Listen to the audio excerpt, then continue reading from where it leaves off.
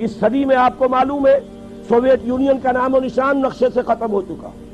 یہ تو چونکہ ابھی ریسنٹ بات ہے، سب کو یاد ہے. اس صدی میں پہلے گریٹ اوٹومان امپائر، عظیم سلطنت عثمانیہ، وہ سوویت یونین سے بھی بڑی تھی. سوویت یونین کا تو رقبہ بڑا ہے، اس کی نہ اتنی آبادی ہے نہ اس کا علاقہ جو ہے زرخیز اتنا، وہ تو ٹینڈرا کے میدان جو ہے ان کی وجہ سے آپ کو رقبہ نظر آتا ہے. گریٹ اوٹومان امپائر، یہ پورا ابھی جو یوگوسلاویہ کہہ رہے تھے، یوگوسلاویہ کیا، پورا ایسٹ یورپ جو ہے یہ ان کے زیر نگین تھا. اور پورا شمالی افریقہ، پورا ویسٹ ایشیا، 3 بر اعظموں پر پھیلی ہوئی ایک عظیم مملکت، اور نام و نشان ختم ہو گیا. ترکی نام کا چھوٹا سا ملک رہ گیا. اسی طریقے سے یہ بالکل ہو جانے والی بات ہے، نہ سمجھیے گا جو ہسپانیہ میں ہوا تھا اور جو اب بوسنیا میں ہو رہا ہے وہ یہاں نہیں ہو سکتا. اس لیے کہ بھارت کے ہندو کا یہ ڈکلیئرڈ آبجیکٹو ہے کہ اس زمین کو پاک کرنا ہے. یہ نجس ہے، یہ ملچ ہے مسلمان، اور ان کو یہاں سے ختم کر کے دم لینا ہے. دیو رس کا ابھی ایک سرکولر شائع ہو چکا ہے. تمام ہندو سماجی سیاسی تنظیموں کو اس نے یہ لیٹر بھیجا ہے، سرکولر بھیجا ہے کہ اب وقت آ گیا ہے کہ ہم کمر کس لیں کہ بھارت کی پاک سرزمین کو مسلمانوں کی نجاست سے ہمیں پاک کرنا ہے. اور میں آپ کو یقین دلاتا ہوں کچھ تھوڑا سا رد عمل پاکستان اور بنگلہ دیش میں تو ہوگا، باقی پوری مسلم ورلڈ میں کوئی رد عمل نہیں ہوگا. میں گارنٹی، آئی اسٹینڈ گارنٹی، کہیں سے کوئی رد عمل نہیں ہوگا. اس لیے کہ ایودھیا کی مسجد پہ انہوں نے دیکھ لیا، ہم نے بھی جو رد عمل کیا ہے وہ کوئی صحیح رد عمل تو نہیں تھا. ہم نے مندر گرا دیے، کیا کیا، کیا حاصل ہوا؟ بدنامی دنیا میں مول لے لی، دینی اعتبار سے بھی غلط اور دنیاوی اعتبار سے بھی غلط. فائدہ کچھ نہیں، نقصان ہی نقصان. لیکن یہ کہ بنگلہ دیش میں ہو گیا، پاکستان میں ہو گیا، باقی پوری دنیا میں کسی نے یہ بھی نہیں کہا کہ یہ دوبارہ مسجد بن جانی چاہیے ورنہ ہم اپنے تجارتی تعلقات ختم کر لیں گے. سفارتی تو بہت دور کی بات ہے، کوئی الٹیمیٹم وار تو بہت دور کی بات ہے، تجارتی تعلقات ختم کرنے کی بھی کسی ایک مسلمان ملک نے دھمکی نہیں دی. تو انہوں نے نبض دیکھ لی ہے کہ غیرت نام تھا جس کا گئی تیمور کے گھر سے.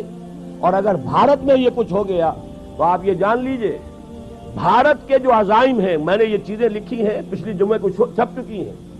بھارت کے عزائم صرف بھارت تک نہیں ہیں. پراچین بھارت جس کے احیاء کا وہ خواب دیکھ رہے ہیں، اس میں افغانستان سے لے کر انڈونیشیا تک یہ تو ان کا ٹیریٹوریل کلیم ہے. جیسے گریٹر اسرائیل کا کلیم آپ کو معلوم ہے، اور جو گریٹر انڈیا ہے، مہابھارت افغانستان سمیت، افغانستان سے شروع ہو کر اور انڈونیشیا یہ تو انڈیا اس کے نام کا جز ہے. اس اعتبار سے یہ تو ٹیریٹوریل ایسپیریشنز ہیں. جہاں تک ان کا تجارتی اور معاشی دباؤ ہے وہ ایران اور عرب کو بھی اپنا حصہ سمجھتے ہیں، زون آف انفلوئنس سمجھتے ہیں. اور یہ زون آف انفلوئنس اب تقسیم ہوگا اسرائیل میں اور بھارت کے درمیان. ان کا گٹھ جوڑ جس تیزی سے بڑھ رہا ہے وہ آپ کے علم میں ہے. اور جس طریقے سے اسرائیل کا ابھی بیان آ گیا وزیر اعظم کا اسحاق رابین کا کہ یہ جو ہے کشمیر کا جہاد بھی ہو سکتا ہے کامیاب ہو جائے. وقت پر اب اپنی ہمت جو ہے اس کو پورے طریقے سے کمر ہمت کس لو، اور مسلم فنڈامنٹلزم کو ختم کرنے کے لیے ہم سب کو جو ہے we should join hands to finish up with this Muslim fundamentalism. یہ سب کچھ ہو رہا ہے، یہ حالات ہیں. تو میں آپ سے عرض کر دینا چاہتا ہوں ان حالات میں کوئی تبدیلی نہیں آ سکتی. بات صحیح کہی ہے اور یہی میرا موقف بھی رہا ہے. الیکشن یہاں ہوتے رہنے چاہیے، اس سے بھڑاس نکل جاتی ہے. الیکشن سے اسلام یہاں نہیں آ سکتا. یہ میرے اور توکل صاحب کے درمیان اختلاف ہے اور یہ بڑی بات ہے. انہیں معلوم ہے میری رائے کیا ہے. انہوں نے مجھے پھر بھی دعوت دی ہے، میری میزبانی کر رہے ہیں، یہ ان کا حوصلہ ہے. ورنہ یہ کہ میں یقین کے ساتھ کہتا ہوں کہ الیکشن یہاں ہونے چاہیے لیکن الیکشن سے اسلام نہیں آ سکتا. اس لیے کہ اگر تو اسلام سے مراد ہے نظام، تو نظام کبھی الیکشن سے بدلتا ہی نہیں. الیکشن سے تو کوئی نظام جو قائم ہے اسے چلایا جا سکتا ہے. تو میں ہمیشہ سے قائل رہا ہوں اور اب بھی میں اس جمعے میں انشاءاللہ پرسوں تقریر تفصیل سے کروں گا. جو میری پچھلی تقریر تھی وہ شاید میثاق میں چھپ چکی ہے، آپ کے علم میں آئی ہو، ورنہ تازہ میثاق دیکھ لیجئے گا. پچھلا میثاق جو تھا میں ہمیشہ سے اس کا قائل رہا کہ الیکشن ہوتے رہنے چاہیے.